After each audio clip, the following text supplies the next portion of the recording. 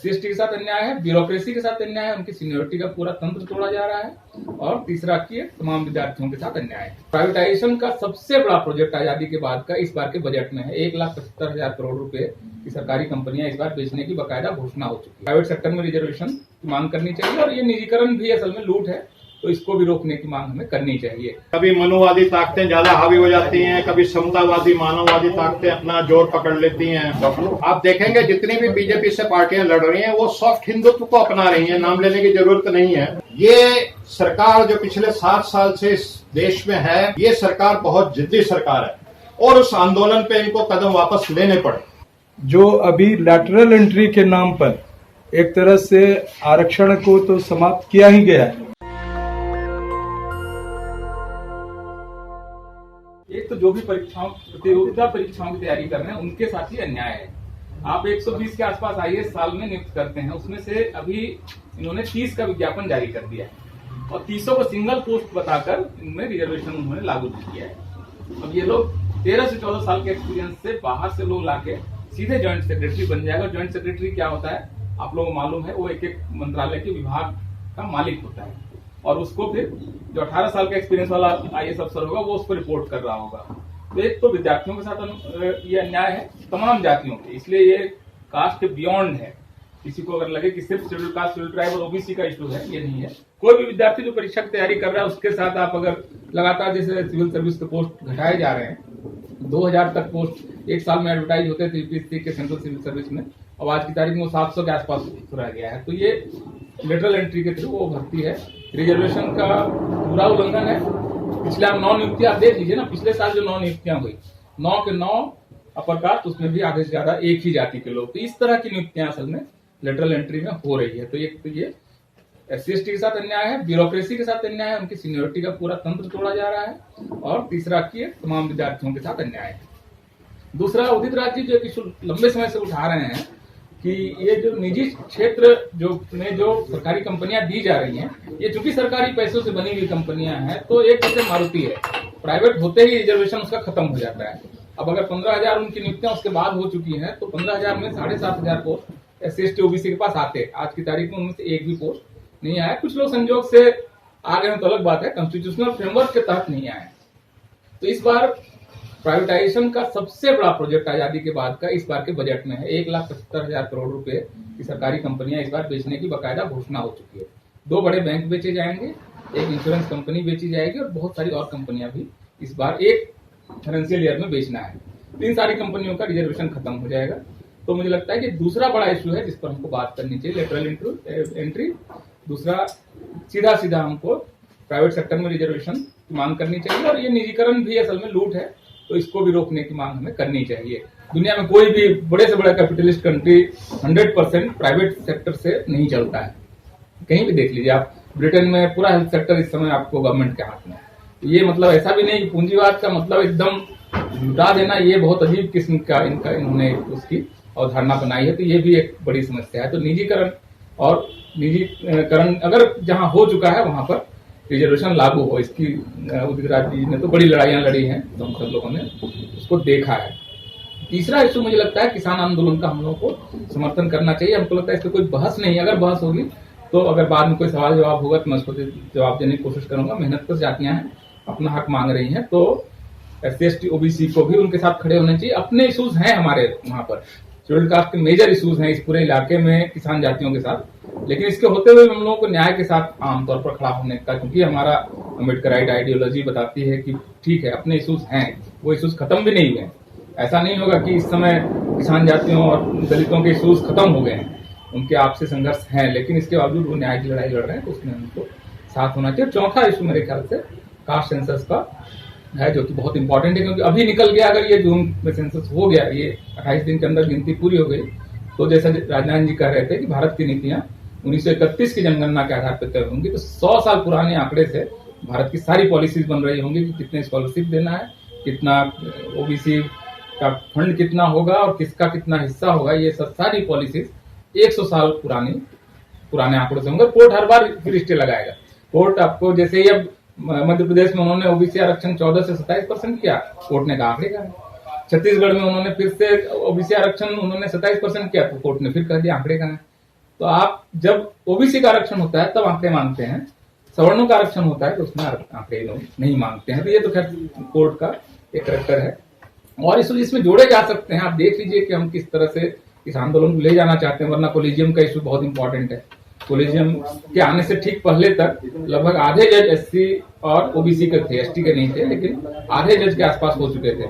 उसके कोलिजियम आता है और आज की तारीख में आपको पूरे सुप्रीम कोर्ट में एक शेड्यूल कास्ट का जज है, ओबीसी कोई जज नहीं है, शेड्यूल ट्राइब का कोई नहीं है। तो ये कोलिजियम आते ही फिर पूरा स्ट्रक्चर आपका चेंज हो गया। तो कौन कौन से इश्यूज रहेंगे ये आप लोग विद्वान लोग हैं तय करें। एकदम तात्कालिक इशू इस समय लेटरल एंट्री और प्राइवेटाइजेशन में जो आरक्षण है, मेरे ख्याल से एकदम तात्कालिक इशू है जिसपे कि एक्ट करने की जरूरत है, क्योंकि 1 महीने के अंदर बजट पास हो जाएगा और लेटरल एंट्री का विज्ञापन 5 दिन पहले यूपीएससी ने अपनी वेबसाइट में डाल दिया है, तो वो प्रोसेस भी पूरा हो जाएगा। तो इसको जो करना है 1 महीने में कर लीजिए। नहीं करने का मतलब मोटे तौर पर इन नीतियों का समर्थन ही माना जाएगा, क्योंकि फिर तो ये लागू हो जाएंगी ये नीतियां। तो ये कुल मिलाकर मेरा एक सबमिशन है। मुझे लगता है कि इस पर हम लोग अगर, क्योंकि एक व्यापक समर्थन आने लगा है, जैसे राजेंद्र पाल जी हैं, मंत्री हैं दिल्ली सरकार में, इन्होंने लेटरल एंट्री का इशू उठाया। समाजवादी पार्टी ने पार्लियामेंट के अंदर रामगोपाल यादव ने उस पर बयान दे दिया। तेजस्वी यादव की प्रेस कॉन्फ्रेंस इस इशू पे हो चुकी है, डीएमके ने पोजीशन ले ली है। आपको मैंने कांग्रेस में बहुत सारे नेताओं को, दलित कांग्रेस खास करके जो एससी एसटी सेल है उसमें नितिन राउत जो महाराष्ट्र मंत्री, उन्होंने लेटरल इशू पर पोजीशन ले ली है। तो बहुत सारी पार्टियां जो हैं बीजेपी के अलावा वो लेटरल एंट्री पर और प्राइवेटाइजेशन पर अपनी पोजीशन वो ले रहे हैं, जो हम लोगों की पोजीशन है। तो अगर एक ब्रॉड यूनिटी हम लोग इन सबकी बनाते हैं तो मुझे लगता है कि इस आंदोलन को हम लोग चला सकते हैं। इसकी संभावना है, इस समाज के नीचे बहुत खरबदाहट है, लोगों को समझ में नहीं आ रहा है कि कैसे ये रिफ्लेक्ट होगा। और फिलहाल मुझे अभी तो यही कहना है, बाकी मैं आपको सुन के अगर मुझे आप लोग कहेंगे तो और कुछ ऐड कर कंक्लूड करेंगे बाद में। कोरोना के चलते जो सामाजिक न्याय का आंदोलन है वो शिथिल पड़ गया, कुछ हल्का पड़ गया, रुक सा गया। और वैसे तो जो ये संघर्ष है, हाँ थोड़ा सा बैठ जाओ, थोड़ा पीछे साइड पे थोड़ा। ये जो संघर्ष है सामाजिक न्याय का, ये सदियों पुराना है, हजारों साल पुराना है, महात्मा बुद्ध के समय से चल रहा है। कभी मनुवादी ताकतें ज्यादा हावी हो जाती हैं, कभी समतावादी मानववादी ताकतें अपना जोर पकड़ लेती हैं। और ये जो सतत मामला चल रहा है, इस समय जो पिछले 6-7 साल से जो सरकार बनी है, वो सरकार मनुवादी, ब्राह्मणवादी, जातिवादी मानसिकता की है। और धीरे धीरे करके वो एक एक करके ऐसे कुछ कदम उठा रहे हैं जिससे जो हमारे महात्मा ज्योतिबा फूले, बाबा साहब अम्बेडकर, लोहिया जी, सब लोगों ने जो अचीवमेंट्स की थी उनको लगातार ये निरस्त करते जा रहे हैं। तो एक फ्रेज है डेथ बाय द 1000 कट। तो एक तो होता है कि आपने एक फरसा मारा और गर्दन काट के उड़ा दी तलवार से, और एक होता है डेथ बाय द 1000 कट। आप ब्लेड से काटते चले गए, ब्लीड करते चले गए और वो बाय 1000 कट डेथ कर दिया आपने। तो ये जो इस समय जो हुकूमत में लोग हैं, उनकी जो नीतियां हैं वो वही है डेथ बाय द 1000 कट। जो सोशल जस्टिस को वो धीरे धीरे करके, कोई लेटरल एंट्री, कभी 13 पॉइंट रोस्टर, इन सब चीजों से मार रहे हैं और वो मर रहा है। और इस समय ये दुख की बात है कि सामाजिक न्याय जो एक पॉलिटिकल फोकस होता था, कभी बाबा साहब के जमाने में, लोहिया जी के जमाने में सोशल जस्टिस पे एक पॉलिटिकल एजेंडा रहता था, फोकस रहता था, और 1990 तक रहा, 2000 तक। अब पिछले 20 सालों में सोशल जस्टिस एक पॉलिटिकल एजेंडा नहीं रह गया, ये मुझे दुख के साथ कहना पड़ता है। हो सकता है बिहार वगैरह में थोड़ा 2-4 स्टेट्स में चल रहा हो। इस समय एक हिंदुत्व का एजेंडा हावी हो रहा है, और जो सोशल जस्टिस की बात भी करती थी पॉलिटिकल पार्टियां, जो पार्टियां सोशल जस्टिस की बात भी करती थी, वो भी सॉफ्ट हिंदुत्व। आप देखेंगे जितनी भी बीजेपी से पार्टियां लड़ रही हैं वो सॉफ्ट हिंदुत्व को अपना रही हैं, नाम लेने की जरूरत नहीं है। और हमें किसी न किसी तरह से, तो अब जो है ये जो भी पार्टी हुकूमत में है, जिसके हाथ में सत्ता की ताकत है, ये सामाजिक न्याय का चीजों को खत्म करती जा रही है। और जो लेटेस्ट उसमें आया है वो आपका लेटरल एंट्री है, जिसमें 15-15, 20-20 साल से जो आईएएस अफसर बने काम कर रहे हैं, उनके सर के ऊपर किसी कंपनी के बाबू को ला करके, किसी कंपनी के मैनेजर को ला करके बिठा दिया जाता है, और मतलब धीरे धीरे आरक्षण की समाप्ति हो रही है। और सोशल वो जो लोग हैं जो कंपनियों से आए होते हैं वो किसी कंपनी के मालिक के एजेंट ही होते हैं, उनका सोशल जस्टिस और इन चीजों से कुछ लेना देना नहीं है।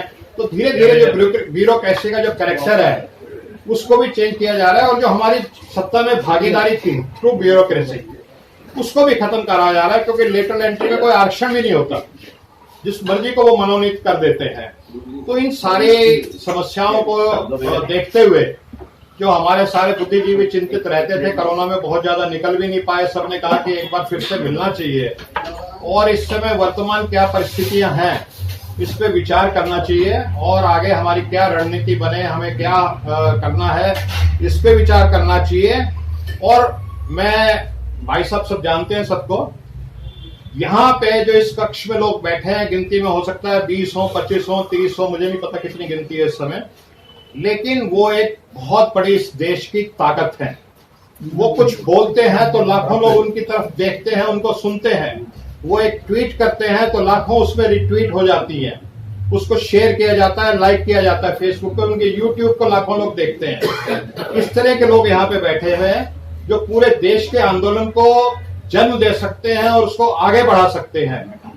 ये सरकार जो पिछले 7 साल से इस देश में है, ये सरकार बहुत जिद्दी सरकार है, और ये कभी आपने देखा किसान आंदोलन में क्या क्या नहीं हो गया, कितना सशक्त आंदोलन है। ये सरकार टच से मस नहीं हो रही। ये सरकार के इतिहास में अगर ये झुकी है तो ये 2 बार झुकी है। एक बार तो SC एक्ट जो था उस पर हम सब लोग उस आंदोलन में शामिल थे, उसका हिस्सा थे, हमारे भाइयों ने चलाया, और उस आंदोलन पे इनको कदम वापस लेने पड़े। ये आपकी ताकत है। और उसके बाद जो 13 पॉइंट रोस्टर आया और आप सब लोग उसमें बढ़ चढ़ के आपने हिस्सा लिया। भारत बंद की कॉल दी गई, रतनलाल जी बैठे, सूरज जी बैठे यहाँ पे, जब वो कॉल दी गई तो वो मतलब एक इसी तरह की संस्था ने कॉल दी, संविधान बचाओ संघर्ष समिति ने, तो लोगों ने कहा कि भाई आप ये क्या कर रहे हो, बड़ी बड़ी पॉलिटिकल पार्टीज की हिम्मत नहीं है, जिनका पूरा ऑल इंडिया का नेटवर्क है, कि वो भारत बंद की कॉल दे दे, आप दिल्ली के अपने गली मोहल्ले का बंद करा दो, ये बहुत बड़ी बात है। क्योंकि भारत बंद की कॉल के पीछे एक सच्चाई थी, उसके पीछे एक तर्क था, उसके पीछे इंसाफ की ताकत थी। तो भारत बंद का कॉल आप लोगों ने जो है सफल बनाया। बिहार में, इलाहाबाद में तमाम जगह ट्रेनें भी रुकी और सरकार झुकी। 13 पॉइंट रोस्टर वापस लिया गया। हमारे दिलीप मंडल जी अक्सर कहते हैं कि हम लोगों का इतिहास हम लिखने में थोड़े कमजोर हैं, किसने क्या योगदान कर दिया, किसने क्या कर दिया। तो हो सकता है आप लोगों का जो ये योगदान है शायद इतिहास में कोई ना लिखे, लेकिन ये छोटी बात नहीं है कि मोदी सरकार को आप लोगों ने झुकाया, एक बार नहीं 2 बार झुकाया। तो आज किसान आंदोलन भी पॉलिटिकल एजेंडा से खत्म हो चुका था। आज सोशल जस्टिस के जो मूवमेंट को दोबारा से पॉलिटिकल एजेंडा कैसे बनाया जाए, लेटरल एंट्री और ये जो death of social justice by 1000 cut है, इसको कैसे इससे निपटा जाए। आप सभी प्रबुद्ध यहाँ पे बैठे हुए हैं, आपका बहुत बड़े बड़े योद्धा हैं, आपका सबका इतिहास है, दशकों तक आप इस आंदोलन के से जुड़े रहे हैं, संघर्ष किया है, कुर्बानियां दी हैं, आपने अपने कैरियर को तबाह किया है, बहुत लोगों को मैं देख रहा हूं। तो मैं समझता हूं कि आप लोग जो है इस बारे में जरूर आज कुछ ना कुछ हम यहाँ से लेके निकलेंगे, और जो हमारे करोड़ों हमारे जो SC ST OBC के भाई हैं जो ज्यादा बोल नहीं सकते, उनको हमने वाचाल बनाना है, उनकी आवाज को बुलंद करना है, उनको खड़ा करना है। और अगर हमने अपने 50% आदमियों को भी खड़ा कर दिया तो हमारा बहुत बड़ा काम हो जाएगा। इतनी बड़ी जनशक्ति है। इसके अलावा मैं बहुत ज्यादा लंबी बात नहीं कहना चाहता, क्योंकि आप सब अनुभवी हैं, ज्ञानी हैं, तपे हुए लोग हैं। तो सूरज जी को मैं कहूंगा कि वो इस कार्यक्रम को आगे बढ़ाएं, मॉडरेट करें।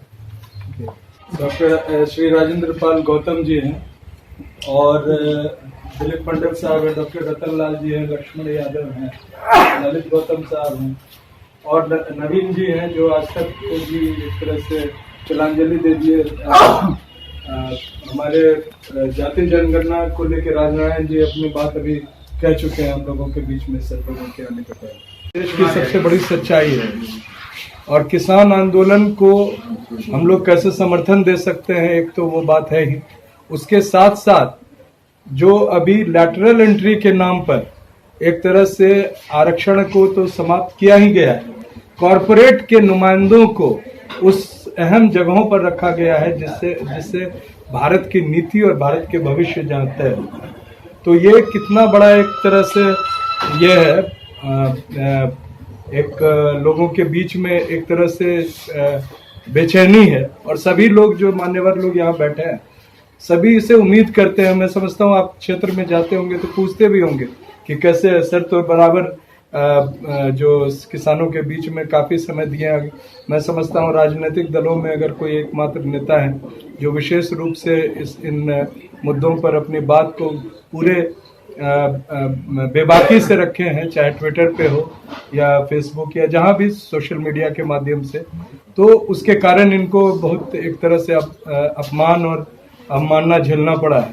इन सब के बीच में मैं नेशनल दस्तक की आपसे गुजारिश है कि अगर इसको बचाना चाहते हैं तो नेशनल दस्तक को सब्सक्राइब करने के लिए रेड कलर के सब्सक्राइब बटन को दबाएं, फिर बेल आइकन की घंटी दबाएं। नेशनल दस्तक को बचाने के लिए बहुत जरूरी है कि हर खबर को शेयर करें, लाइक करें, कमेंट जरूर करें।